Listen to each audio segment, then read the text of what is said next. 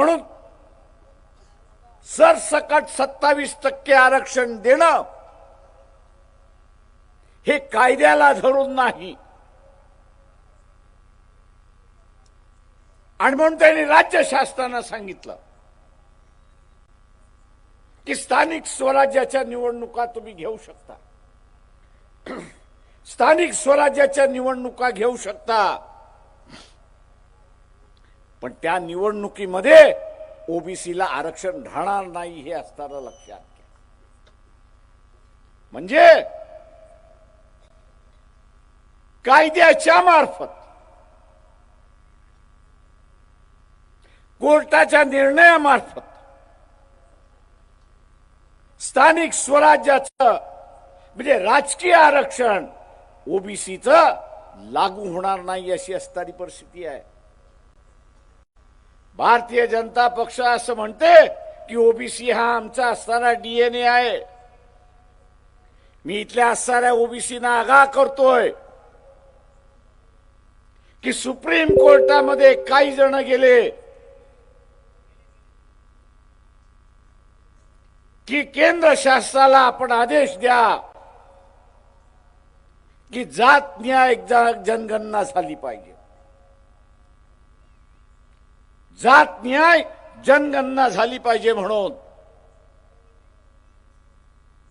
Supreme कोर्टाने notice काढला केंद्र सरकारला की याच्याबद्दल तुम्ही उत्तर द्या.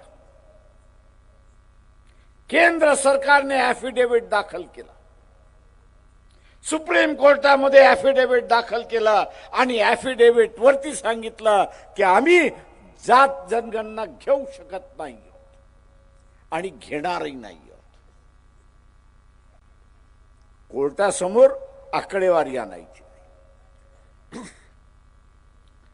कोर्टासमोर आकडेवारी आणायची नाही आणि कोर्टाला मजबूर करायचं की तुम्ही ओबीसीचं आरक्षण थांबवा.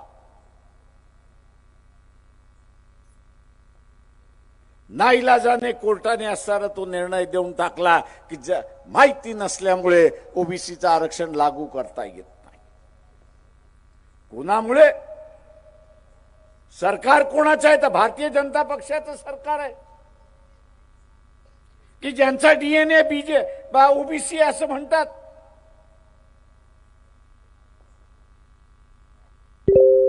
पण तुमचा डीएनए जर ओबीसी आहे तर तुम्ही सुप्रीम कोर्टामध्ये आकडेवारी का दिली नाहीत? 5 वर्ष तुमचं राज्य आहे, 5 वर्षामध्ये एकदाही तुम्ही दिलं नाही. आणि आज ओबीसीला माझं असं सांगणं आहे, त्यांनी राजकीय आरक्षण थांबवलंय. उद्या ओबीसीचा आमदार हा झाला नाही तर त्याच विधानसभेमध्ये ठराव मांडला जाईल की सुप्रीम कोर्टाला आकडेवारी पाहिजे ओबीसीची, म्हणून जात जनगणना आम्ही मान्य करतो, पण आकडेवारी माहीत नसल्यामुळे शैक्षणिक क्षेत्रामधलं आणि नोकऱ्यांमधलं आरक्षण आम्ही स्थगिती करतो. एकदा आकडेवारी कळली की आपल्याला लागू करता. दुतोंडी साप जसा असतो तसं यांची दुतोंडी भूमिका ही आपण लक्षात घ्या. दुतोंडी साप जसा असतो त्याला ज्या दिशेने जायचं त्या दिशेने तो जातो. तशाच रीतीने हे दुतोंडी सापाचं सरकार आहे हे आपण लक्षात घ्या. एका बाजूला सुप्रीम कोर्टामध्ये सांगतात की आम्ही जात जनगणना घेणार नाही आणि दुसऱ्या बाजूला जात गणना आम्ही घेणार म्हणून ठराव करणार आणि आरक्षण थांबवणार अशी असताना परिस्थिती. मी ओबीसीला विचारतो, आरक्षणाचा लाभ झाला की न झाला हा पहिल्यांदा असताना उत्तर द्या.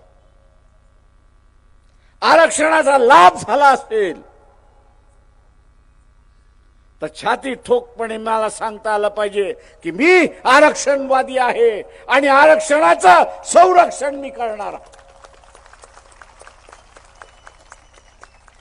मी आरक्षणवादी आहे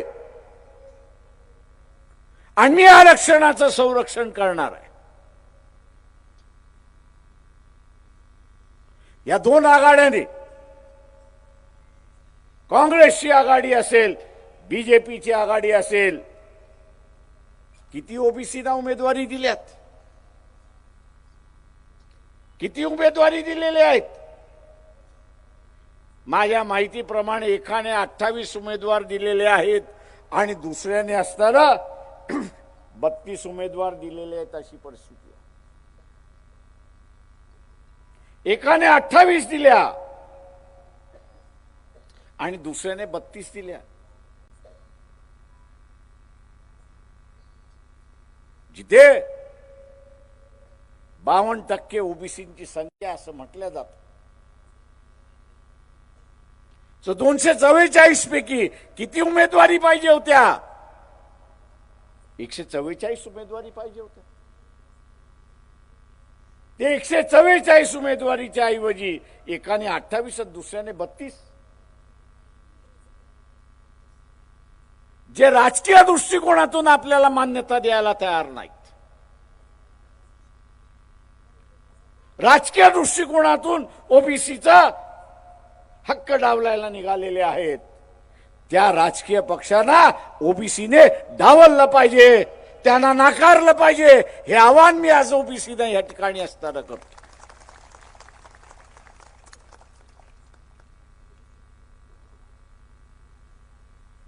आणि म्हणून मित्रो, उद्याचा येणारा जो ठराव आहे विधानसभेमध्ये, उद्याचा येणारा जो ठराव आहे विधानसभेमध्ये, तो जर हाणून पाडायचा असेल तर आज वंचित बहुजन आघाडीच्या उमेदवारांना विधानसभेमध्ये आपल्याला पाठवावं लागेल. हे आपण असं लक्षात घ्या. जिकडची लढाई तिकडेच लढावी लागते.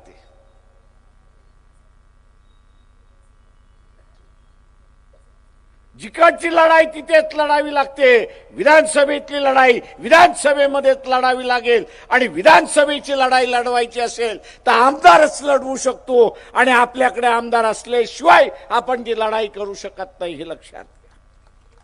आणि म्हणून तमाम ओबीसीना माझं आव्हान आहे, धर्म धोक्यात नाहीये. आपण आपल्या घरातला असणारा देवारा, त्याची असणारी पूजा अर्चा जोपर्यंत करतात, रीतिरिवाजाप्रमाणे जोपर्यंत करतात, तोपर्यंत धर्मावरती कुठलाही आच नाही, कुठलाही अडचण नाही. हे आपण असणारा लक्षात घ्या. अडचण जी आलेली आहे ती आरक्षणावरती आलेली आहे, गणनंतर आलेला आहे त्या आरक्षणावरती आलेला आहे. आणि आरक्षण निकामी कसं होईल या दृष्टीने प्रयत्न त्या ठिकाणी चाललेले आहेत. माझं आव्हान आहे ओबीसीना, आरक्षण यामुळे आपला विकास झाला असेल तर मग आरक्षणाच्या बाजूने आपण राहिलं पाहिजे. आणि आरक्षणाच्या बाजूने उभं राहायचं असेल तर वंचित बहुजन आघाडीच्या बाजूने आपण उभं राहिलं पाहिजे. हे आव्हान मी आपल्या सगळ्यांना या ठिकाणी असणार आहे.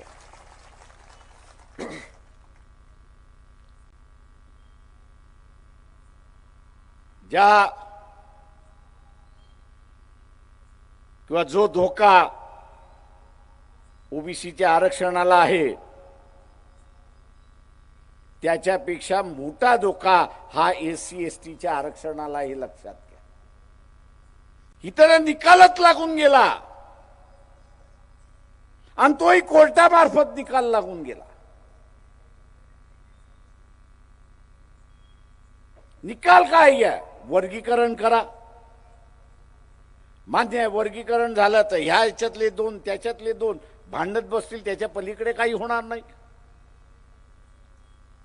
पण निर्णय हा वर्गीकरणापुरता मर्यादित राहिला नाही. हा वर्गीकरणापुरता मर्यादित राहिला नाही.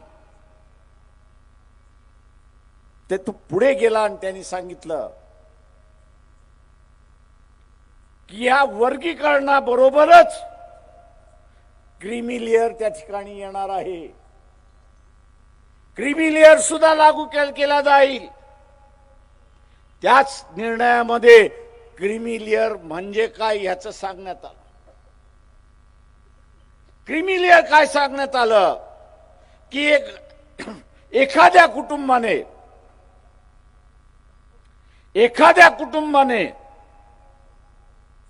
आरक्षणाचा लाभ घेतला असेल, एका कुटुंबाने आरक्षणाचा लाभ घेतला असेल तर ते कुटुंब क्रीमी लेअर मध्ये येतं. ते कुटुंब क्रीमी लेअर मध्ये येतं आणि एकदा का हे कुटुंब क्रीमी लेअर मध्ये आलं तर यापुढे त्याला आरक्षण मिळणार नाही. हा निर्णय तुम्हाला मान्य आहे का? हा निर्णय तुम्हाला मान्य आहे का?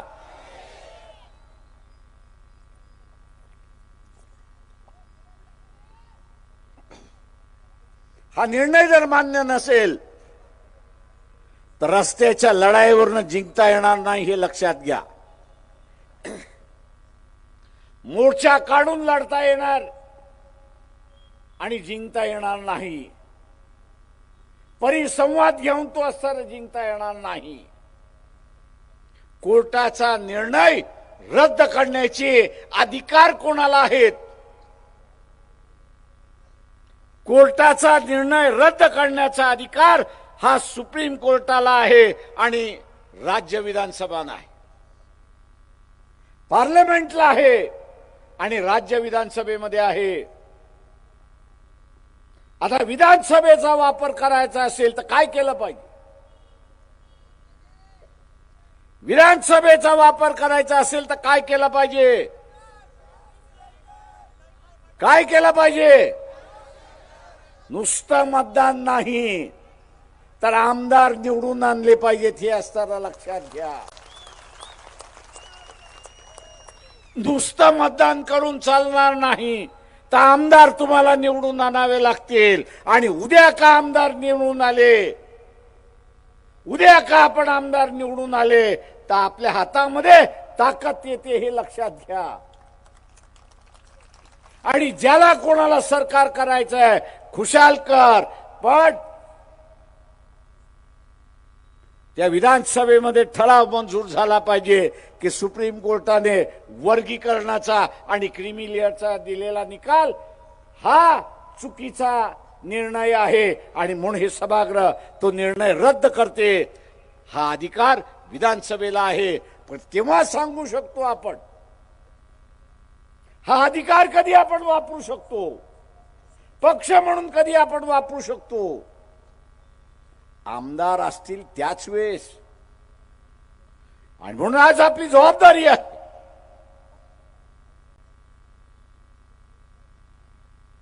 रिझर्वेशन इन प्रमोशन लागू झालं पाहिजे असं जे म्हणणार आहे त्या पहिल्यांदा मला त्याचं सांगणं आहे की आमदार निवडून आण, आरक्षणाचं तत्व आपण वाचूया आणि मग रिझर्वेशन इन प्रमोशनच्या लढाईला आपण सुरुवात करूया. आणि म्हणून आज तुमची एकच जबाबदारी आहे, आमदार निवडून आणणं ही आपली सगळ्यांची जबाबदारी आहे, हे लक्षात घ्या. आणि म्हणून गॅस सिलेंडरला आपण मतदान कराल ही अपेक्षा मी या ठिकाणी बाळगतो. मित्रों, मुसलमान भाइयों, मेरे लातूर की तकरीर का कई लोगों ने तोड़ मड़ोड़ करके आपके सामने पेश किया. कांग्रेसी है, मैं जानता हूं उनको.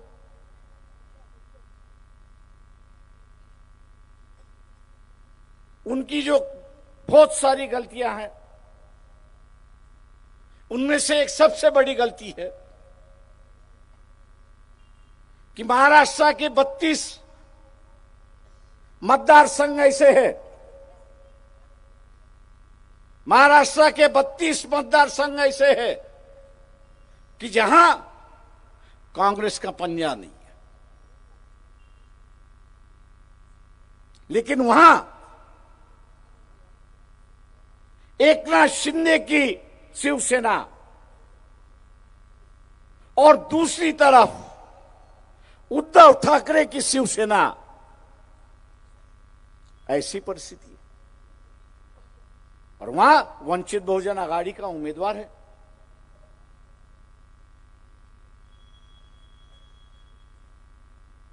और वहां वंचित बहुजन आघाड़ी का उम्मीदवार है। मुस्लिम समाज जो है वो मोहम्मद पैगंबर के बारे में गलत बातें सुनना पसंद नहीं करता, उसका खून खौलता है। उसका नतीजा हम लोग ने राजस्थान में देखा। निपुण शर्मा नाम की जो महिला है, जिस बयान उन्होंने कहा था, दुनिया भर के देशों ने उसको नकारा, कंडेम किया और भारत सरकार से कहा कि इन पर कानूनी कार्रवाई होनी चाहिए। मामला सुप्रीम कोर्ट गया। मामला सुप्रीम कोर्ट जाने के बाद भी कोर्ट ने अपनी हलबलता दिखा दी और यही कहा कि ऐसा कोई कानून अभी तक बना नहीं है कि जहां धर्मगुरु या धर्म के जो प्रेषित है, भगवान है या देवियां, इनके खिलाफ अगर गलत बातें कही गई तो उनके खिलाफ कानूनी कार्रवाई करने के लिए कोई कानून अभी तक बना नहीं।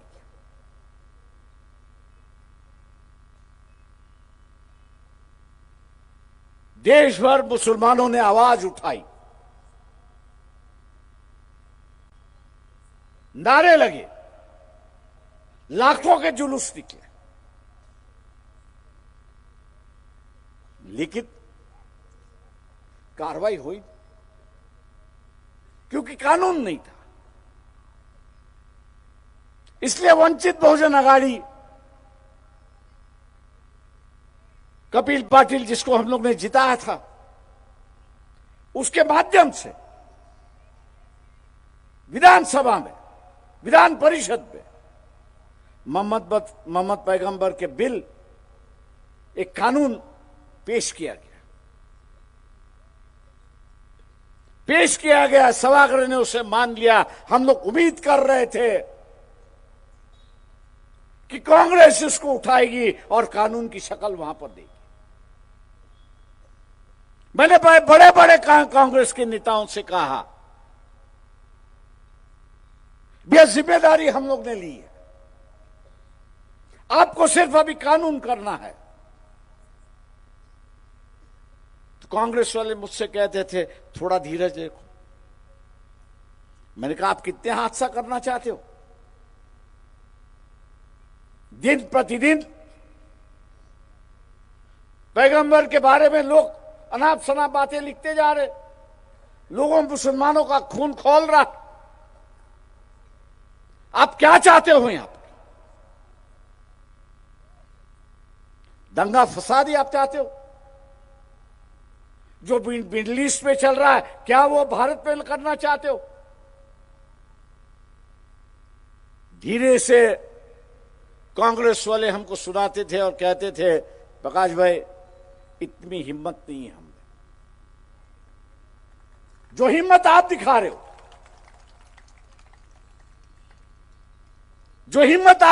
हो, वो हिम्मत हमारे नेता में भी नहीं।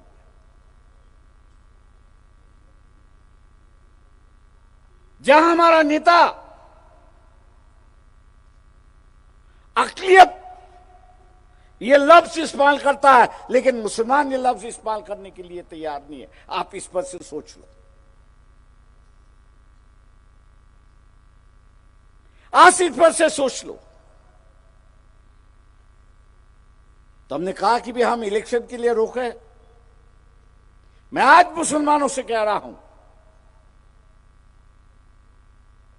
मैं आज तमाम नांदेड़ के मुसलमानों से पूछना चाहता, क्या आप चाहते हो कि यह कानून बने या ना बने? क्या आप ये इलेक्शन जो है पैगंबर के नाम पे करने के लिए तैयार हो या नहीं हो?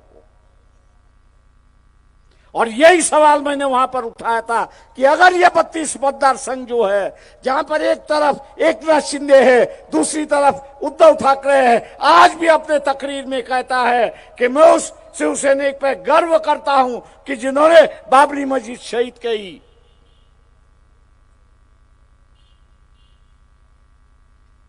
और मैंने यही अपील कही थी, मौलवियों से अपील कही थी, काजियों से कही थी, उलेमाओं से कही थी, वे पंजा है ही नहीं,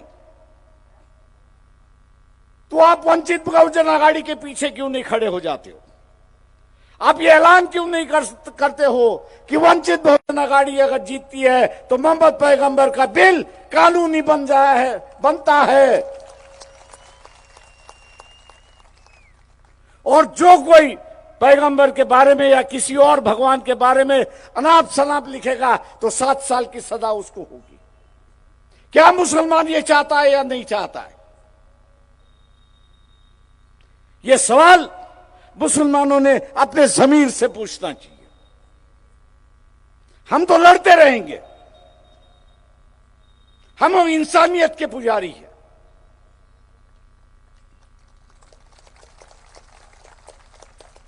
नफा और फायदे का हम लोग देखते नहीं है। जो सही है वो सही है, जो गलत है वो गलत है। और इसलिए फारूक साहब भी मुझ पे थे उस वक्त जब हम लोग औरंगजेब की मजार पर चादर चढ़ाने गए थे। ये नहीं हम लोग ने सोचा कि यहां का कट्टरपंथी हिंदू क्या सोचेगा, लेकिन इस बात की हम लोग को गारंटी थी कि जिस दिन हम लोग जाएंगे, चादर चढ़ाएंगे और यहां के कट्टरपंथियों को चैलेंज करेंगे कि आओ, जो कानूनी कार्रवाई करनी है वो कर लो, हम आपको सामना करने के लिए तैयार हैं। चाहे शिवाजी महाराज हो, संभाजी महाराज हो, राणा प्रताप सिंह हो, अकबर हो, औरंगजेब हो, इसी मिट्टी के पहले पले हुए। वो आपस की लड़ाई उनकी थी, मैं उस पर नहीं जा रहा हूं, लेकिन इस हकीकत को हम लोग नजरअंदाज नहीं कर सकते कि इस मट्टी के वो पैदा थे, उनका राज था। मैं आज उसी तरह से मुसलमानों से अपील करता हूं, उसी तरह मैं आज मुसलमानों से अपील करता हूं कि ये इलेक्शन जो है आप मोहम्मद पैगंबर के नाम पर कुर्बान हो जाइए। वोट जो है वो मोहम्मद पैगंबर के नाम से आप दीजिए। कांग्रेस ने आपके झोली में क्या दिया?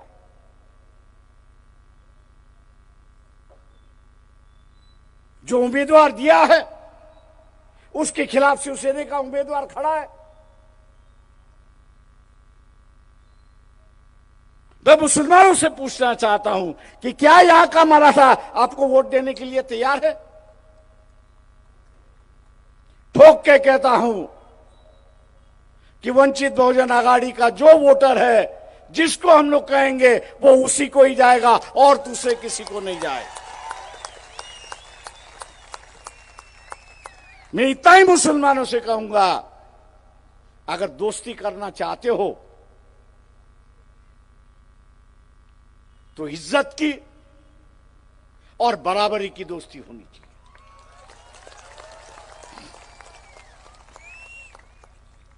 बराबरी की दोस्ती होनी चाहिए।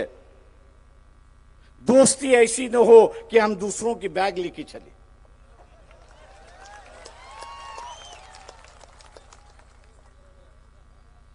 कितने सीटें मांगी थी उलेमा ने? 44 सीटें। कांग्रेस से कहा था कि हमने आपको लोकसभा में वोट दिया, आपको जिताया, अब हमको जो है 44 सीटें चाहिए। कांग्रेस ने कितने सीटें दी? कितने सीटें दी? 6 सीटें दी। एनसीपी ने कितने सीटें दी? शिवसेना ने कितने सीटें दी? और फिर भी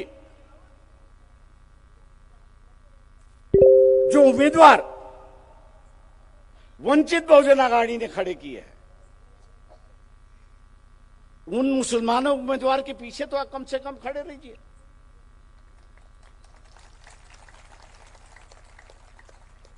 आपकी क्या मजबूरी है मैं नहीं जानता हूं, लेकिन इतना जानता हूं इस संविधान ने मुझे पूरी आजादी दी है।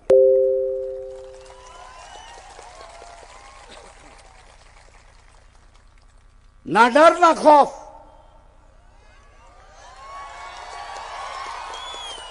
ना डर ना खौफ, मैं अपनी जिंदगी जीता हूं। मैं मुसलमानों से भी कहता हूं कि फिलिस्तीन का जब हमने कार्यक्रम मुंबई में लगा दिया तो कई मुस्लिम संगठनों से मैं बातचीत करने गया। मैंने कहा मैं ऐसे करने जा रहा हूं, आपके क्या राय? बोले प्रकाश भाई जरा सोच समझ के करो। तो मैंने कहा मैंने फैसला कर लिया कि मैं करूंगा ही, आपसे पूछने आया हूं कि आप आओगे या नहीं आओगे।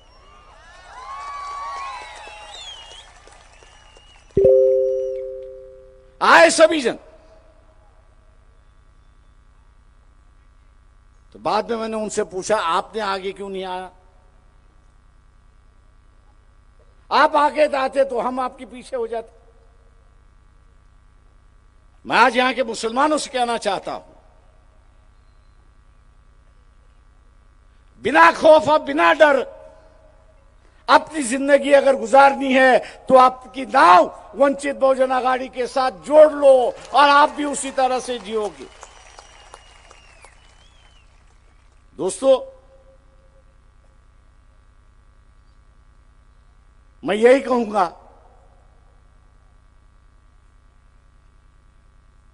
कांग्रेस जो है वो जान नहीं है जो 80 की जान थी। वो कांग्रेस नहीं है कि 70 की जो कांग्रेस है। ये ऐसी मरी पड़ी कांग्रेस है कि जो अपने नेता आदेश देता है उसकी पालन भी नहीं कर सकती, ऐसी है कांग्रेस। मैं उस शख्सियत का नाम नहीं लेना चाहता हूं कि कांग्रेस के वरिष्ठ नेता ने कहा भैया ये जगह जो है ये जगह पार्टी के लिए मांगनी चाहिए। बुल्ढाना डिस्ट्रिक्ट की बात कर रहा हूं। लेकिन अपनी ताकत अपना वजूद होने के बाद भी, अपनी ताकत अपना वजूद होने के बाद भी वो अपनी नेता की ख्वाहिश जो है, या उन्होंने जो कहा था कि बुल्ढाना की असेंबली की सीट कांग्रेस के हिस्से में आनी चाहिए, वो कांग्रेस के हिस्से में न जाते हुए वो शिवसेना के हिस्से में चली गई। अरे भैया आप कैसे पार्टी चलाते हो? नाना पटोले अपनी सीट बचाने के लिए पार्टी भाड़ में गई।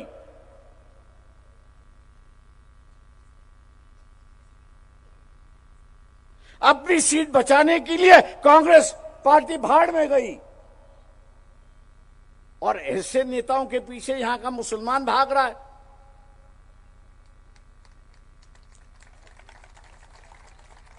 मैं दोबारा मुस्लिम समाज से अपील करता हूं, यह मौका है, मौका बार बार नहीं आते। यह बात सही है, अगर मुसलमान वंचित बहुजन आघाड़ी के साथ में रहता है तो कम से कम 50 आमदार जो है वो विधानसभा में जाएंगे। 50 आमदार जो है वो विधानसभा में जाएंगे और फिर हम लोग देखते हैं कि कौन रोकता है मोहम्मद पैगंबर के बिल को कानून से बदलने में। हम लोग देखते हैं कौन है। और इसलिए दोस्तों, मुसलमान भाई और बहनों, मैं आपसे अपील करता हूं, ए टीम बी टीम का मामला छोड़ दो। आप रिश्तेदारों को वोट करने जा रहे हो, पार्टियों को वोट नहीं करने जा रहे। नांदेड़ में आप पार्टी को वोट करने नहीं जा रहे हो, आप रिश्ते को वोट करने जा रहे हो। एक तो भतीजे को वोट करो, और भतीजे को नहीं करना है तो उसके मामा को वोट कर लो। भतीजा और मामा एक ही हो गए, सत्ता घर में ही आ गई। चाहे वो दाएं हाथ से आए या बाएं हाथ से आए, सत्ता घर में ही आ गई है।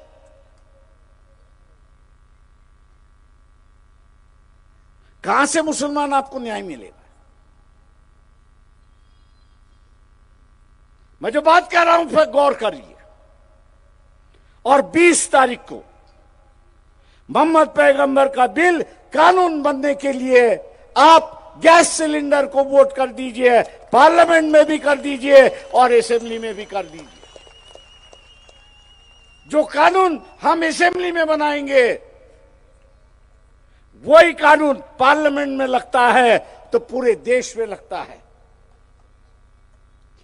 पार्लियामेंट के सदन में रखने के लिए आवाज की जरूरत है, एक खासदार की जरूरत है। और मैं दावे के साथ कहता हूं कि अगर अविनाश बोसीकर को आपने लोकसभा में अगर पहुंचा दिया तो मान लीजिए ये पैगंबर का बिल लोकसभा में भी पहुंच गया और वहीं से शुरुआत होगी और मुसलमानों की एक अलग से राजनीति इस देश में शुरुआत होगी। अगर आप करना चाहते हो तो गैस सिलेंडर को वोट देकर आप भारी वोटों से जिताएंगे, यही उम्मीद करते हुए मैं आपसे रजा लेता हूं।